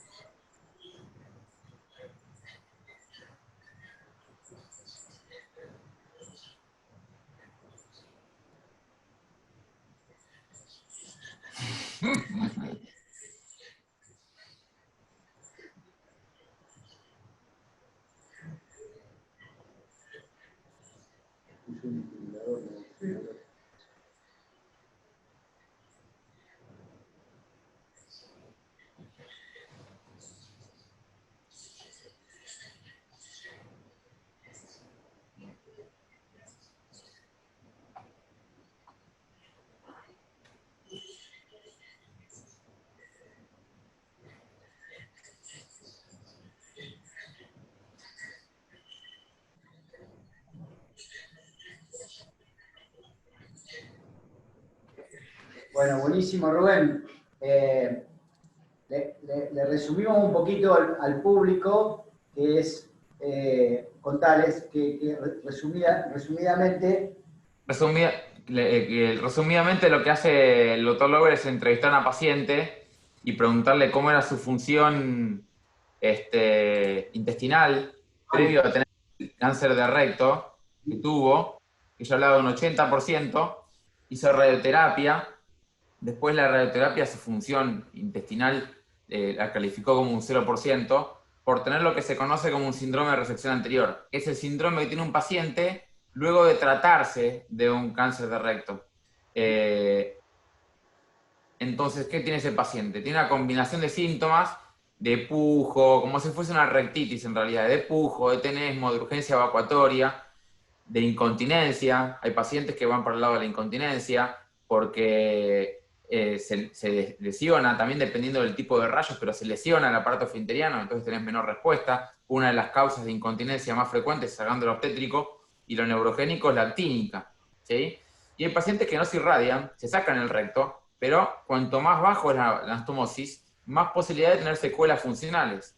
Cuanto más baja la anastomosis, me refiero, lo digo porque sé que hay público que es más gastroenterólogos, cuanto más uno se va cerca del ano, queda menos reservorio rectal. Entonces ese paciente no tiene reservorio, y cuando llega la materia fecal a la línea pectinia, o el muñón que tenga rectal, o lo que quede de recto, llega provocando lo que es una urgencia evacuatoria. Y el paciente, como decía esta señora, cada 10 segundos tengo que ir al baño a las corridas, y voy y vengo, y la calidad de vida se deteriora muchísimo de esos pacientes.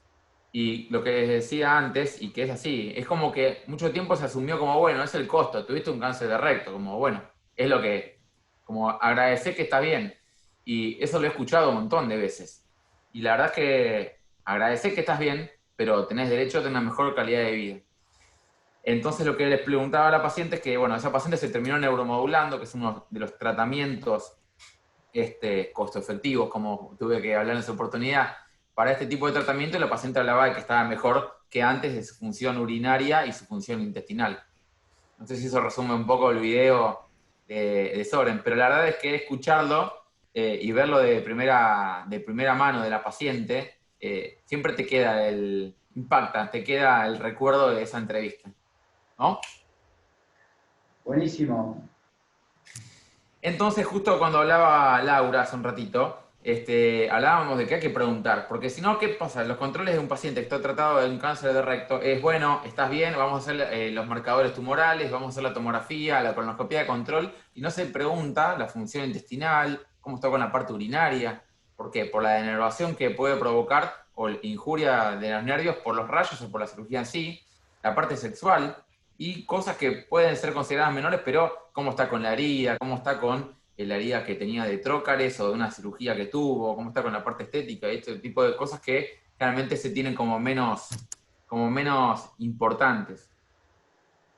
La gran casuística que tiene Soren Lower en Dinamarca con otro grupo de trabajo que están con él, hizo que formen lo que es un score de síndrome de resección anterior, el LARS score. Esto está descrito en una revista que se llama la Surgery del 2011 o 2012, no me acuerdo ahora, está ahí el cosito 2012. En lo cual evalúan qué tipo de síntomas tiene el paciente, si tiene incontinencia a gases, a materia fecal líquida, la frecuencia de los movimientos evacuatorios, si el paciente tiene sensación de que la materia fecal queda un residuo, si tiene urgencia evacuatoria, y eso le da un puntaje que va de 0 al 42. Entonces, se dividen los pacientes. De 0 a 20 se considera que no tiene el síndrome de resección anterior, sino que tiene un poco de morbilidad, digámoslo así. Entre 20 y 30, 21 a 30 es un LARS menor, y el LARS mayor, cuanto más síntomas tiene, es de 31 a 42. Los principales factores de riesgo para que un paciente tenga este síndrome de resección anterior, que no es una cosa extraña, es algo frecuente en pacientes operados o tratados de cáncer de recto, es una técnica que se llama decisión total del mesorrecto, y la radioterapia. La radioterapia mucho más por arriba, con un radio mucho más elevado que lo que es la decisión total del mesorrecto. La decisión total del mesorrecto, digamos que es como la cirugía, digamos, por así decirlo, gold estándar del tumor de recto ahora en boga. ¿Sí? Hay que sacar todo el recto con un estuche, con una grasa que tiene alrededor, y sale todo con un buen plano de clivaje.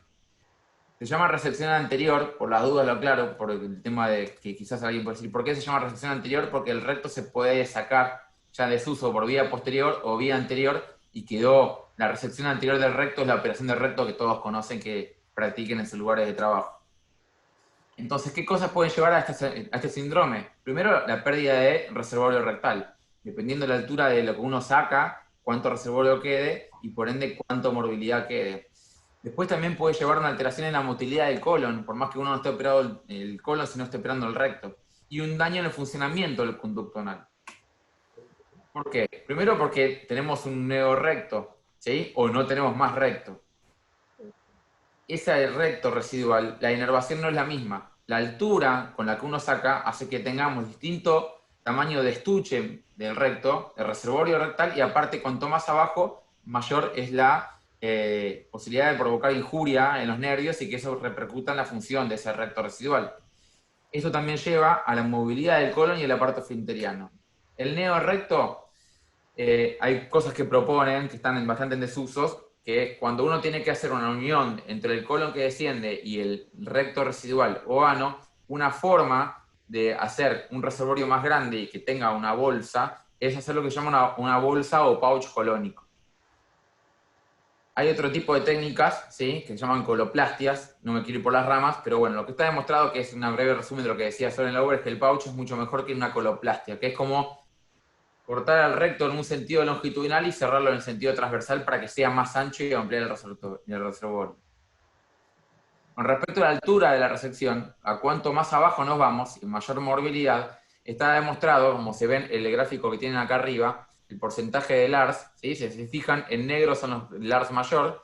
Cuanto más abajo es la anastomosis, cuanto menos queda de recto, entre 0 a 2 centímetros, de 2 a 4 centímetros, de 4 a 6 o mayor a 6, cuanto más abajo te vas, cuanto más a la izquierda en el gráfico de arriba, mayor van a ser la proporción de pacientes que tengan un síndrome de resección anterior más severo que la que ven arriba a la derecha, mayor a 6 centímetros. O sea, dejaste más recto y aparte te fuiste menos daño nervioso y también menos compromiso del aparato esfinteriano, y la proporción de pacientes que no tienen síndrome de resección anterior, como ven, es claramente mayor, es casi el 80%. Y si miran la gráfica de abajo, lo que muestra es que los pacientes que tienen radioterapia, independientemente de la altura, la radioterapia es un factor de riesgo independiente que lleva a mucha morbilidad y mucha más posibilidad de tener lo que es un síndrome de resección anterior. Entonces, si no tiene más recto, pierde el reservorio. El conducto anal, el mecanismo por el que se provoca es por la lesión nerviosa por denervación. Y a su vez, la resección del recto lleva también a la denervación de una parte del colon izquierdo. Entonces puede llevar también a un trastorno en la movilidad del colon izquierdo, ¿sí? Entonces lo que se sostiene es que esto es más un cambio en la fisiología que en la anatomía. La movilidad colónica, como les decía, se ve perjudicada porque cuando uno liga las arterias, cuanto más cerca del origen, la ligadura alta de una arteria llamada mesentérica inferior implica un compromiso de nervación simpática y la denervación de ese recto. Y a su vez, se pierde la inhibición del reflejo de la defecación y de la motilidad colónica. Los pros y las contras de la ostomía para el síndrome de resección anterior. El pro, o sea, la ventaja, es que el paciente tiene menos posibilidad de una discencia. En realidad no están así. No quiero ir a lo técnico, eso Oscar y los proctólogos que están en este chat, en este grupo, lo comprenden lo que digo, no me quiero ir por las ramas, pero ¿cuál es la contra también? Es la morbilidad, y primero que muchos pacientes tienen una morbilidad agregada porque tienen un sometimiento a otra nueva intervención. No es tanto como en Argentina o en otros países, que muchos pacientes que tienen una ostomía después terminan sin cerrarla, pero eso también lleva a un aumento en la posibilidad de tener un síndrome de resección anterior de mayor complejidad, de mayor grado. Entonces, como les decía, la inervación simpática se ve abolida, entonces se pierde la inhibición del reflejo de la defecación. Y con respecto a la radioterapia como un factor de riesgo para el síndrome de resección anterior, Soren lo llama dinamita. Eso es dinamita pura. ¿Por qué? Porque, como vieron en la gráfica que les mostré, afecta en todas las esferas. Entonces, afecta la morbilidad colónica, afecta en la parte sexual y en la parte urinaria. Hay un score que yo no lo conocía, la verdad, hasta el otro día que lo presentó Soren Lauber, que es un score predictivo de síndrome de resección anterior baja preoperatorio. Es más que nada, toma en cuenta los factores de riesgo que yo les comentaba, si está irradiado o no, si vas a tener ostomía o no, la altura del tumor, si va a ser una resección completa del mesorrecto o no, si es hombre o mujer, y la edad del paciente. Pero fíjense cómo muestra qué factores son los que llevan a que el paciente tengamos más del lado de la flecha roja que tienen para la derecha de la pantalla que para la izquierda. La edad al momento de la cirugía, el sexo femenino lleva más tendiente a que tenga mayor morbilidad, la decisión total del mesorrecto, acá no sé si se ve mi cursor, comparado con la resección parcial del mesorrecto, la altura del tumor, cuanto más lejos nos vamos, cuanto más nos vamos para abajo, mayor morbilidad, y por ende mayor posibilidad de que el síndrome de resección anterior esté y que sea mayor severidad. La presencia o no de ostomas, la radioterapia es uno de los factores más importantes, y eso te lleva a un puntaje que lo va a categorizar al paciente en que no tiene un síndrome de resección anterior, que es menor o que es mayor.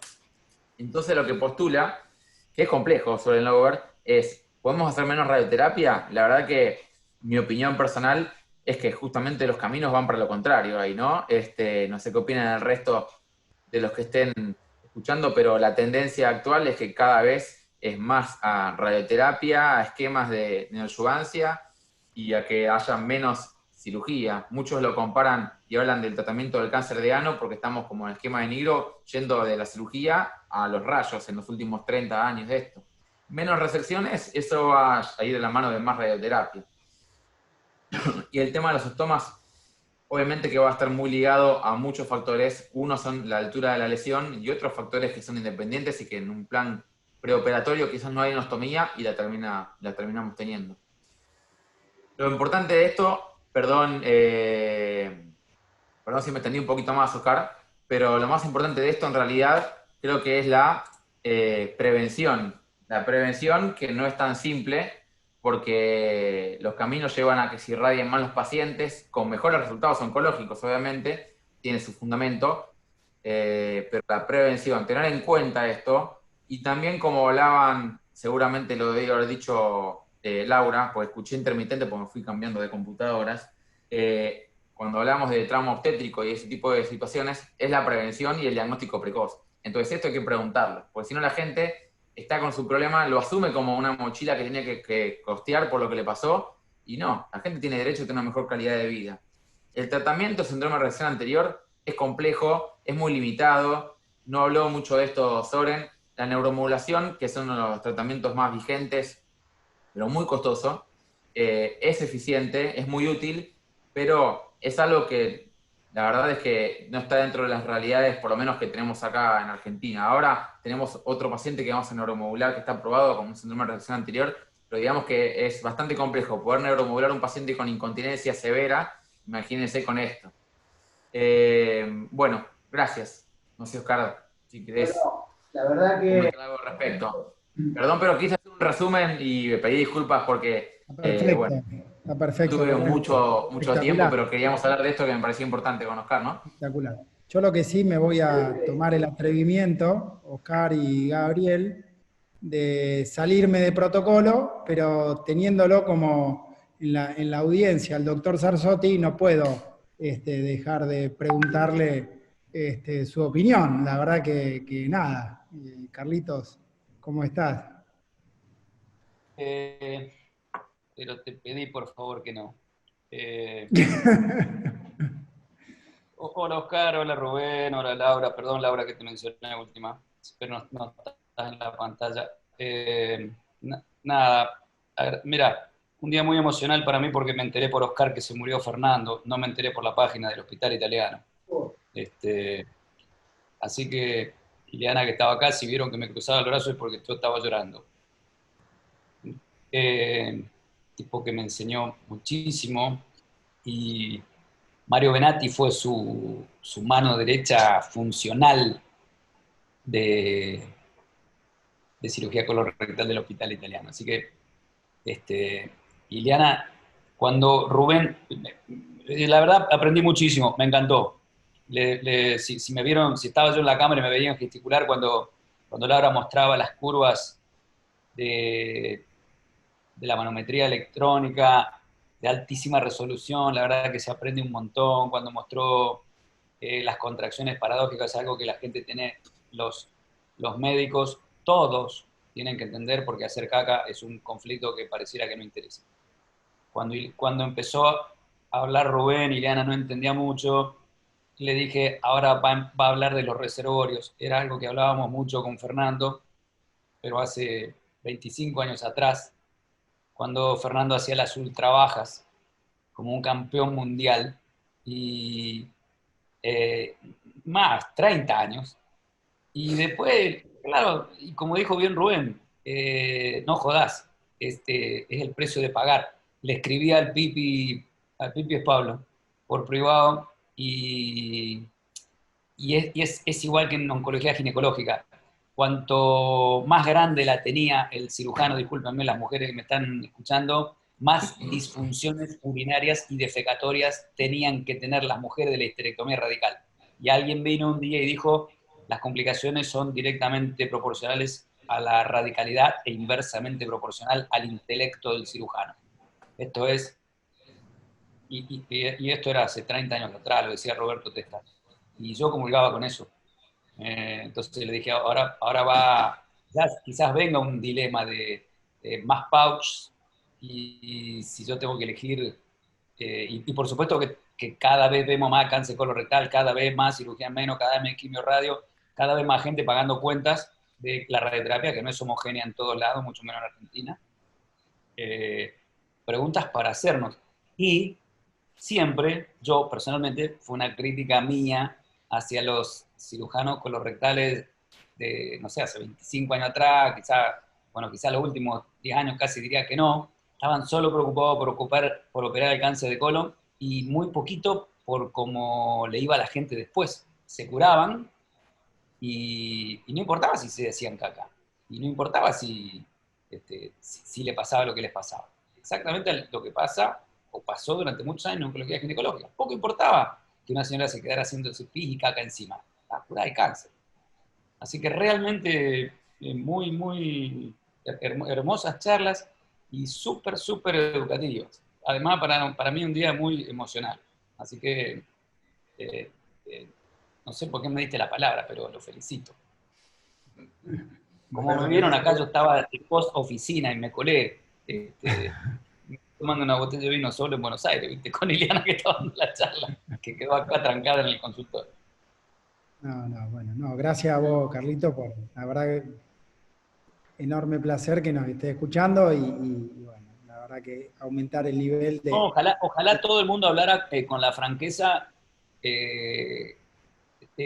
con la franqueza del cirujano que habló Rubén, porque siempre los clínicos, como Laura, hablan con franqueza, porque le toca agarrarlo reventado. ¿Sí? Claro. Y usualmente los cirujanos no nos pasa nada. No, tal cual. Los cirujanos siempre estamos... Es culpa del paciente si pasa esas cosas, claro. Los otros días lo dijo Sebastián Altuna, la escuela francesa no tiene complicaciones. ¿Por qué? Porque acá no hay complicaciones. Chau. No hay ninguna sacropexia que se constipe. No hay ninguna rectopexia anterior con sacropexia que se constipe. Acá no. Nosotros somos los únicos idiotas que no sabemos operar. Es así. Bueno, Carlos, muchas gracias, Carlos. Realmente viniste a darle un marco a esta charla. Y bueno, lamento la noticia que te di, pero la vida es así. Y la verdad que lo recuerdo a Fernando muchísimo. Rubén, la verdad que... ¿Ustedes llevaron el hijo? ¿Cómo? Que Gonzalo dice, nos trajimos a Gonzalo. Ustedes se robaron el hijo, tal cual. Claro. Bueno, Rubén, no, te quería No, porque, perdón, no, quiero aclarar eso que dijo, que el hijo de Fernando trabaja ahí con nosotros en el Grupo Gama. Sí, el hijo de Fernando está con nosotros en el Grupo Gama, sí. Él es traumatólogo. Exacto. No, bueno, le quería remarcar un poco entre las cosas que dijo Rubén, que otra vez insistiendo con la medicina preventiva, otra vez pensando a quién, hay en esta anastomosis, como decía Carlos recién, ultra bajas que se hacen, que son difíciles, que las hacemos transanal, que buscamos artilugio, la paroscopía, ahora nos entrenamos con los cadáveres para poder realizar este tipo de anastomosis ultra bajas. Bueno, vamos a tener que empezar a pensar realmente qué calidad de vida le vamos a dejar al paciente y así no sentirnos tan tarzanes, para no decir de otra manera, como decía Carlito recién, y poder hacer lo que mejor le pueda sentar al paciente, porque la verdad que estos síndromes de estar cada 10 o 20 minutos sentado en un inodoro no son para nada buenos, y las cirugías quedan muy lindas, pero los resultados funcionales no son buenos. Y estos números que mostraban, oncológicos, son fantásticos, pero si después la vida no está buena, bueno, creo que no va por ahí la idea. Rubén, entonces, con esto quería decir, cuando vos hablabas de resecciones quirúrgicas, cuando hablabas de radioterapia, empezaremos a seleccionar también a qué pacientes le vamos a hacer radioterapia y a qué pacientes le vamos a hacer resecciones ultra bajas. Bueno, no sé si... nada, estoy re contento con esto y si quieren hacer alguna pregunta, estoy re contento porque el fondo de esto vuelve a ser un sueño mío en este grupo, que es la prevención de las enfermedades. Y pudimos, con las tres charlas de hoy, llegar a la conclusión esta, que podemos tener la posibilidad de prevenir en cualquiera de estas formas. No sé, Pablo, si querés contarnos algo más, no sé si hay alguna pregunta. No, Laura, no sé si vos querés agregar algo más con la prevención o después de haber escuchado a Rubén. No, es muy lindo, Rubén. Y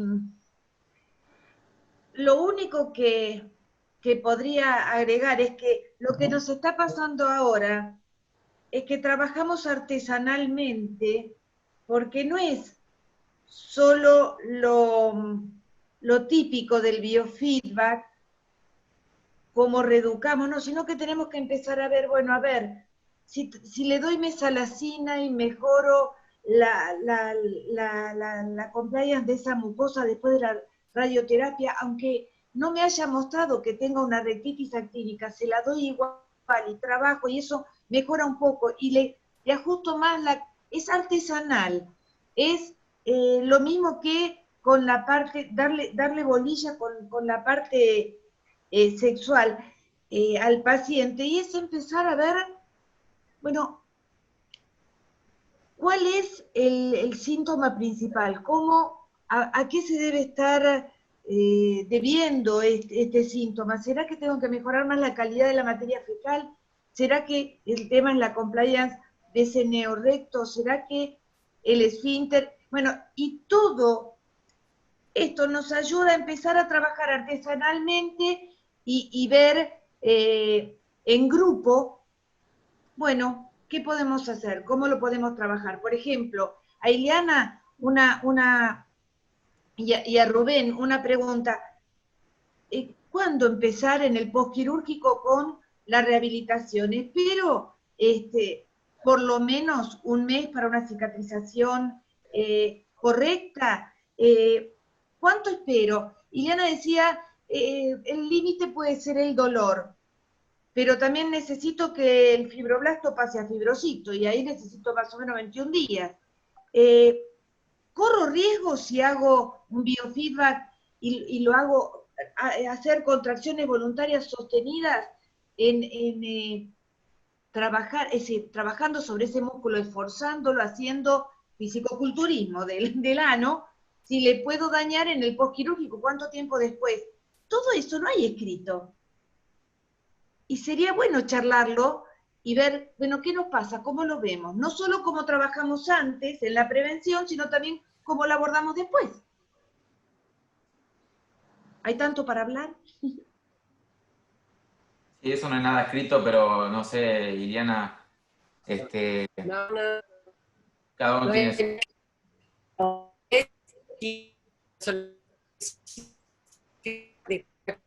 y no de relajación ni ninguna necesidad. ¿No se escucha? No. ¿No? Ahí sí. Ahora sí. Corta. Ahora,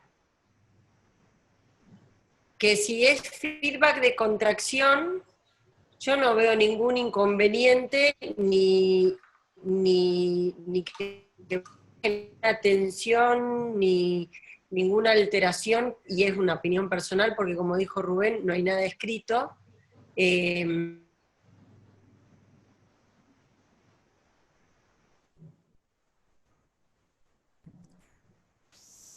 Se cortó. Lástima que se cortó. Sí, sí. Cortó. Rubén, ¿vos qué A pensás ver, de para. los quirúrgicos?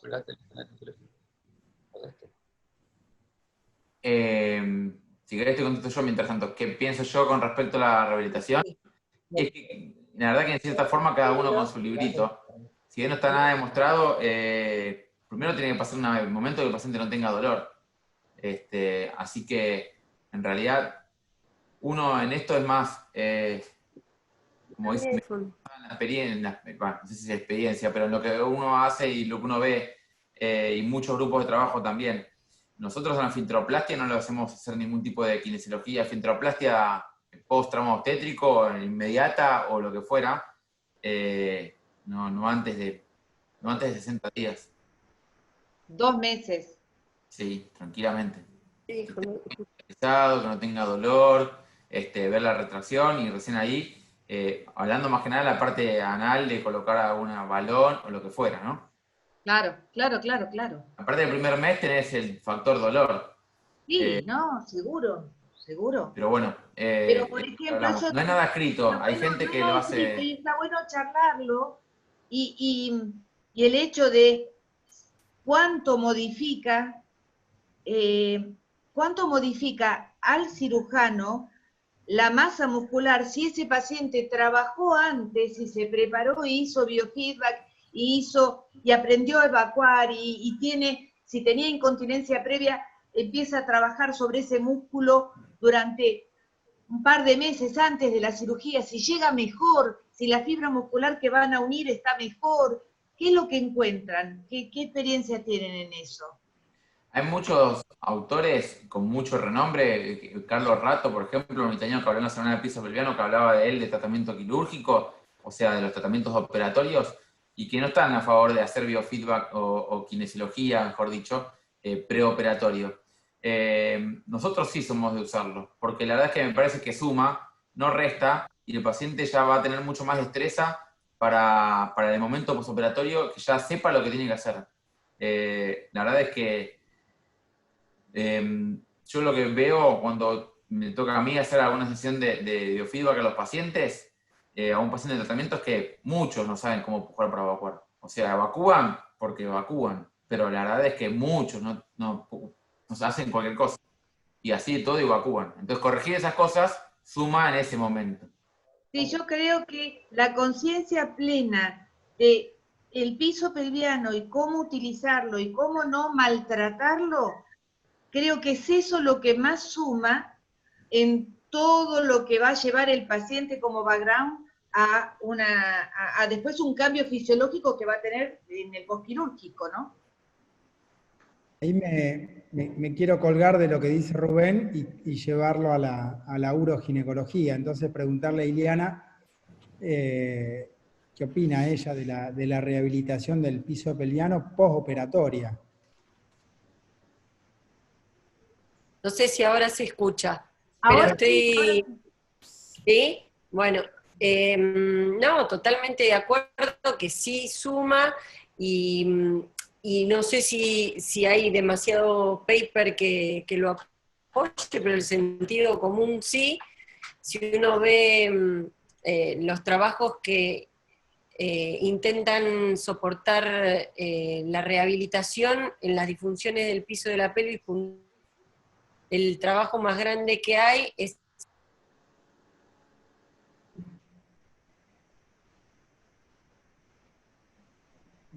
Se corta. Ahí se corta. Pero un Pablo, poco el propósito de la pregunta era que lo que decía Ileana era, sí, que hay alguna bibliografía y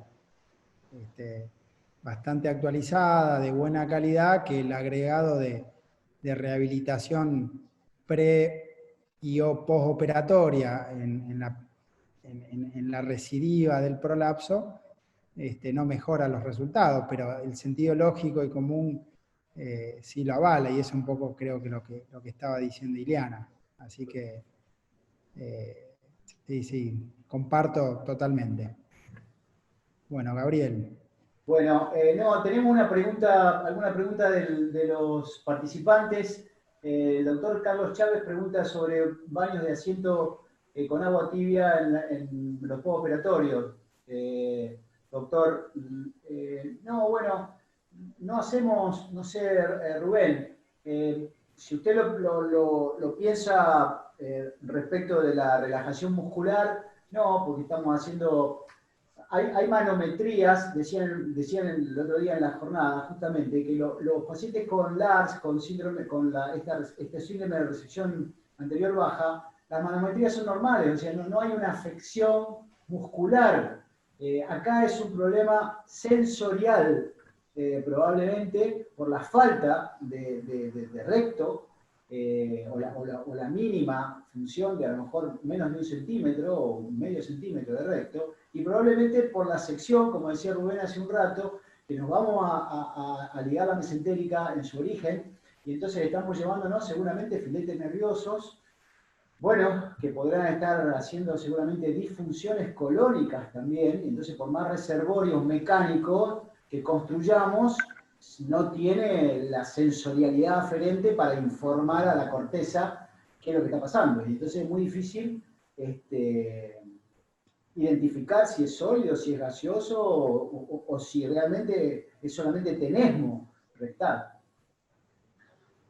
No sé, sí. Rubén, si querés agregar algo de esa pregunta. No sé... No, exactamente lo mismo. Es un tema a veces más de la sensorialidad que otra cosa.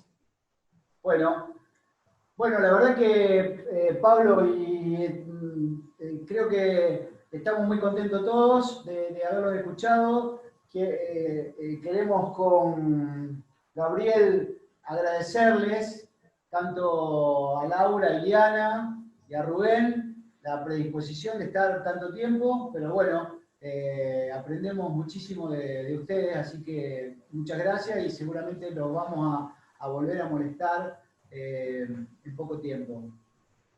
Carlos Arzotti, también un gusto escucharte y nada, un abrazo grande. Pablo, también para vos y todo, para el grupo nuestro también, un abrazo para todos. Hace mucho que no nos juntamos. Y perdonadnos, Carlos, no ayuda, incluso acá lo escribe Analía. La prevención es el tema de que lo estamos charlando.